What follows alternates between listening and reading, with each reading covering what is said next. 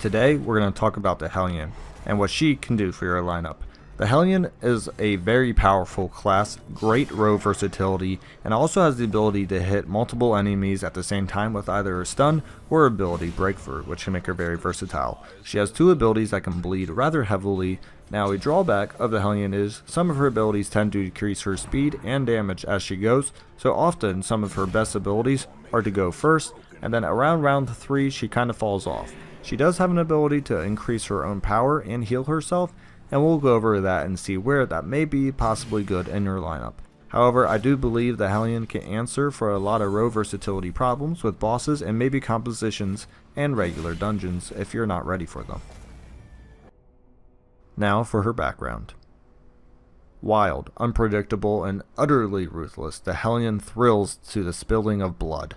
Her massive glaive affords her impressive reach in combat, while its razor-sharp edge leaves lasting wounds on enemies. Certain skills leave her exhausted, however, and she may occasionally need to take a turn to recharge her adrenaline before entering the fray once again. I just got through the Abomination's background and with more flavor text. I could not think of a better way to describe the Hellion than the background has her here. Absolutely. They call it range, but obviously row attack versatility of the Hellion is just phenomenal. She certainly can bleed her enemies. And as it says, you may need to take a turn to recharge either through adrenaline rush or allowing the one skill's debuff to tick down a turn or two depending on the situation you're at. Wild Hack is her basic standard ability. It is obviously melee, accuracy of 105, crit modifier of 8%. We're now going to check out her damage and her critical modifier so you get an idea of what that means. So we'll just look at the weapons to not confuse you. 10 to 19 damage, which is pretty darn good. I would accept anybody with 10 to 19 as a basic range. 9% critical, pretty darn good as well. And 6 speed, little low on speed, and we'll talk about maybe why that may be an issue. To look at her armor here, the Wolf's Pelt, dodge of 30, which is pretty good, and a base HP of 46, which isn't too bad, but is also not the tankiest individual. Thus, you're going to have to be a little careful of where she gets hit. Wild Hack can be used in the first 2 positions, and you can hit the front 2. As I said, this is your basic ability, and it's just good for any type of damage you need to do. It is obviously raw, does not penetrate, so therefore high protection enemies will reduce this significantly. Iron Swan. Iron Swan is such a cool ability. It's only got an accuracy of 105, which I believe is most of her accuracy, which is why in our trinkets and party compositions, we will talk about individuals who can greatly increase her ability to do more damage and hit more.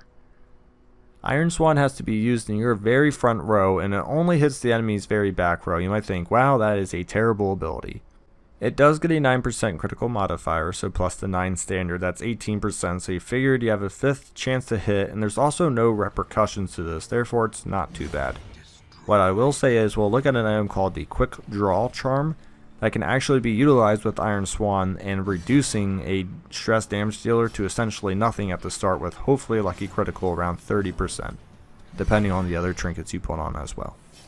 As I alluded to, Iron Swan is very good for hitting that coveted 4th position with just raw damage, which is some classes can't do, or that's the only position they can hit well, such as an Arbalist Musketeer, maybe like a Highwayman's pistol shot. Now they can shoot 2, 3, and 4. But she can still smash the front rows after hitting the back rows and not have any damage reduced, which is very important for the Hellion since some of her abilities, which we'll be getting to now, do reduce her stats. Barbaric Yawp, or Yelp, however you want to say it. Accuracy 115, higher than normal, but once again, 0% damage, a stun of 150%, solid above average, and now we're looking at the minus 20% damage on self and minus 3 speed. Her natural speed is now 3, which isn't the greatest, and her damage is now, just quick math off the top of my head, I think it's like 8 to 16, which isn't the lowest, but it's not exactly high either if you want her to turn into a true DPS machine after this. However, Barbaric Yawp can be used in the first 2 positions and hits both 1 and 2 on the enemy lineup.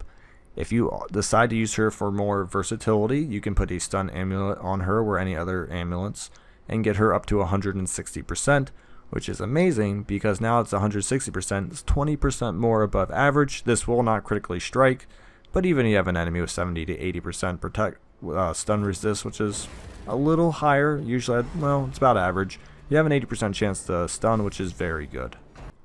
I usually keep this on. I used to keep on Wild Hack, Iron Swan, and another 2 abilities, but I've actually taken off one now because I realized I don't need all 4 rows to be hit. If I can stun the front 2 and hit the 4th position, usually I'm golden because my other damage dealers will take care of those other rows in the front. Thus, she can stun them, attack the back row, and then come back to stunning the front row. It's a very good trade-off. If it bleeds.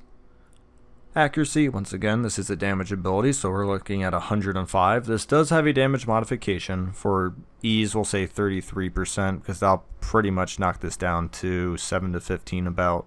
Still pretty good damage. Crit modifier of only 4% though, so you're looking at like a 13% critical. Bleed is an average, 140%. 4 points, I would have liked to see that a little higher, because the damage modification on it is actually pretty significant. For only 4 points of bleed, I would have liked to seen 5. Maybe they were thinking it was too strong, but it can only hit positions 2 and 3, so it's not like this can even clip the 4th row, which I would understand why the damage modification would be there.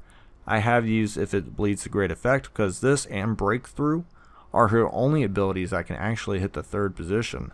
Therefore, if you want to hit the 3rd position with her, you either have to do Breakthrough, which is coming up next, or you have to do If It Bleeds. These are just things to keep in mind if you're going to be running a Hellion and what you want her to do in your lineup. If you want her to hit 3 and 4, you're going to need If It Bleeds, or you're going to have to do a weird, maybe Riposte Holy Lance combo we're going to see with Breakthrough. Now the only problem with Breakthrough is when we get there, it does have some negative debuffs. Breakthrough. Positions 4, 3, and 2, I decided to say that first because that is very odd for a usually damage class. Usually they don't have a lot of abilities that do damage in the 4th row, especially if they're melee. But this is kind of like the Holy Lance on the Crusader, but arguably a little better and also a little worse. We're looking at an accuracy of 105, once again, about an average of melee attack. Damage modification is negative 50%, so we're looking at a 5 on the low, maybe 10 on the high there. If you give her some decent damage trinkets, she can do a little more. And it's only minus 10% damage and 1 speed. It's not the worst. The critical you'd really like to get up because you're going to want to max that 10 to 15 damage because you are smashing through positions 1, 2, and 3. Breakthrough is an excellent ability for obviously low protection enemies. If enemies have protection, goodness, you're probably doing like 3 to 5 damage on them, and obviously that's no damage. I mean, when protection enemies have at least probably like 30 to 40 health, you're doing 3, it's not worth it. But a situation that always sticks out to me in the Cove, if you get 4 Piranha Swordsmen, oh man, if you get like a critical and stuff, you can like wipe out half their health bar and 2 to 3 of them, and that's such a friggin' great startup. It's so amazing. Breakthrough is also a decent ability to get on in case she gets pushed back. This is an ability that will just let her go forward and still do damage. Therefore, I do keep this on sometimes in shuffling parties or in parties where maybe I have a shield breaker or a highwayman and they tend to be moving around a lot, and maybe even a grave robber if she decides to lunge and pushes her back 1. Because you only need to be in the 2nd position to do it. So it's not like you're getting pushed to the 3rd. You can go 2nd and then do this, which makes it a pretty good combination with the highwayman. Adrenaline Rush. So on yourself, you're going to cure blight and bleed. You're healing 4 HP, which the healing the health is not really the main goal of it. However, if you are in Death's Door, obviously it will get you off Death's Door. And you'll also get a buff of 30% damage, and there's that coveted 10 accuracy we need. Now, you know how I feel on individuals who take a turn to buff themselves. I do believe, I can't remember off the top of my head, I want to say this is not battle. This is not a lasting battle, therefore this is probably, I think, 3 turns or 3 rounds of this, so you get 2 rounds of damage. I would rather see a Plague Doctor use Embalming Vapors because it gives speed, which the Hellion kind of needs, and also still gives 25% damage. Now, you're getting 5% more damage here and 10 accuracy. However, I do believe a Trinket can solve the accuracy issue, and the damage would obviously come from the Plague Doctor. I have used Adrenaline Rush before to obviously cure Blight and Bleed because it saves you a bandage or a Blight cure, which can either be used in curios or on other people who aren't so fortunate to have the ability to reduce their own Blights or Bleeds when they occur on them. Adrenaline Rush, like I said, I've used it a couple of times. I'm just weary about abilities that take a turn to increase buff damage if that's their main strong suit. This is a kind of a weird small heal with a decent side effect, so it's not too bad. Bleed Out. As you can see with the Hellion, she really excels in position, I would say 1 and 2. I think 1 a little more because Bleed Out and Iron Swan completely 100% depend on you being the first position. Now, where Iron Swan hit the very back row, the 4th position, Bleed Out hits the very first position. Accuracy 105, as is all of the damage abilities on the Hellion. Damage modification of plus 20%, so you're looking at about maybe 12 to 22, maybe off the top of my head. Crit modifier of 10%, we're looking at 19%, almost 20% on that. Bleed of 140. Now we do get 5 points of bleed here, which is pretty good, but there's a hefty minus 20% damage and minus 3 speed. That's pretty hefty.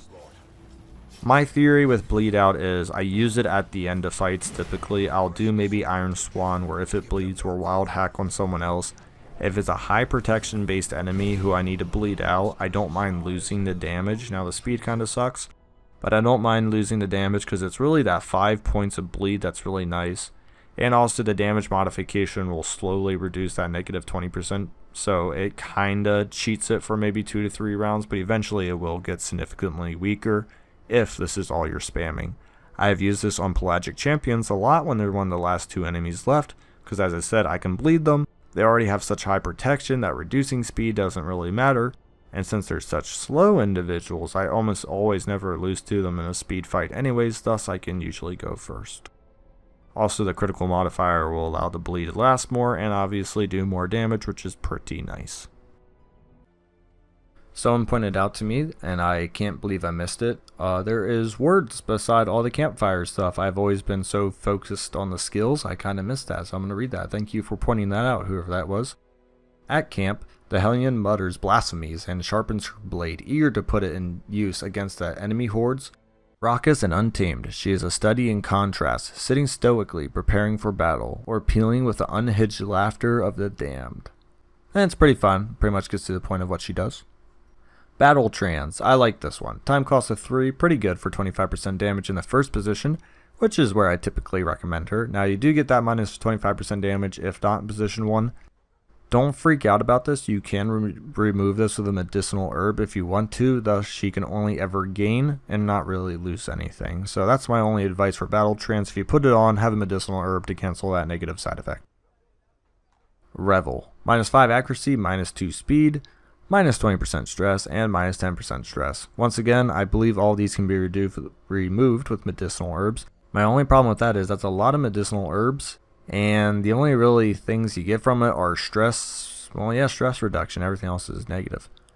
I'd like to use this at the end of a dungeon. If I still have a campfire, I'll just wipe off 20 stress, and if I still have 8 food left, I can wipe off like another 10, so really in a way you can wipe off a quarter of 100 stress with this ability for a time cost of 3, and I have used it that effect. I have also used it to other effects. If for some reason I just got rocked in a dungeon and I need everyone's significant stress removal, I will use it, but I'm very hesitant to, mostly because of the minus 2 speed. That's kind of annoying depending on who you have as heroes. Reject the Gods, minus 30 stress, plus 7 if you are not religious, plus 15 if you are. Once again, it kind of depends who you have in your party who's religious, and also it may be a religious individual taking 15 stress isn't nearly as horrible as leaving the Hellion at like 50 or 60, and this would reduce her to 20 to 30, and maybe only bring your religious individual up to like 10 or 15, so it's really not too bad. If you have mostly non-religious people, they don't even crack 10, so I'd say it's utterly worth it for a time cost of 2. Sharpened Spear. What a great time cost. 3, just a straight 10 crit. This makes her go from 10 to 19. Well, look at the quick draw charm, and anything with like Iron Swan and other abilities put her at a natural 30 without the quick draw. And once we look at the quick draw, you'll be able to see that she has a rather disgusting critical chance coming out of the medium campfire here. Well, not medium campfire, but coming out of the campfire with Sharpened Spear. Now we're going to look at some trinkets. This was the oh-so coveted quick draw charm I've been talking about, plus 8 speed in first round, which would probably confirm her going first, and plus 12% critical. Now imagine pairing this with Sharpened Spear, her natural critical, which I think puts her at a natural 30 without the skill bonus, and if you use Iron Swan or Bleed Out, you're looking at about 40 to 41% critical chance, and trust me, rolling the dice on a 40-50% critical is pretty darn good, and I would take those odds. I have used this item in the Warrens and other places specifically, well just all the places actually, that don't have stealth individuals in the back row. So the Cove would kind of be off limits, even though you can still hit Squiffy, Gas, and Badmen with this. Especially in the Ruins and the Warrens where they have their stress damage dealers, the Swine Heavers, and the Bone Royalty in the back, and they don't stealth. You'd be able to go before them and probably one-shot them since their HP pool is pretty darn small. We're looking at a Stun Amulet here, just gives that 10% stun skill chance, gives her some more, and only for -4 dodge, it's not a huge deal. There is another trinket that just adds stun skill chance. If you like the stun resist, you can put that one on. Or you can go find the other one. I forget what it's called. It's stun something. But this makes the Barbaric Yawp a 160% as we talked about earlier, and that is such a strong stun. I would highly recommend. Now that's all fun and game, but let's get to her down and dirty, just raw damage she needs here. I like the Crescendo box. Gives her that 2 speed. She really needs that speed, and 15% more damage will definitely make her eclipse 20 damage raw, which is really good. Only for 10 stress, which isn't too much stress to add to any individuals. And then I like it to pair it with this. The Heaven's Hairpin. I almost always keep the torch above 75. There's not a lot of situations where I would want to reduce the torch below 75, or if it does, I can usually have the means to get it back up. Minus 25% stress, so you just destroyed the Crescendo box's 10% and gave her an additional negative 15% stress, and you're giving her that 10 accuracy. Now all of her abilities are 115, and I believe Barbaric Yawp is now 125, thus individuals with 30 dodge are now only 95 if they're in range of Barbaric Yawp, and obviously around 85 with all of her other abilities, which is a very comfortable place to be at. Some final thoughts on my Hellion friend. Just absolutely great at doing damage. Row versatility through the roof. I learned of her more utility side with the Scream and Breakthrough. I don't want to call Breakthrough is a lot of damage, but it kind of sets up other people by shaving away health, because she does lose damage and speed herself. So going once or twice really sets up other people, with such as maybe an Impale, a Grape Shot Blast from a Highwayman, or maybe even something as Zealous Accusation or Hue on the Leper. Anything where you could maybe damage everyone and then they can follow up with another double hit that's a little stronger and just get rid of 2 people. I absolutely like Hellions, and I usually keep at least 2 in my party. As people complete the Darkest Dungeon, I'd bring them up. This playthrough, I think I got away from them a little more than normal, but I definitely always like to have one. Thank you for watching. Like and subscribe below.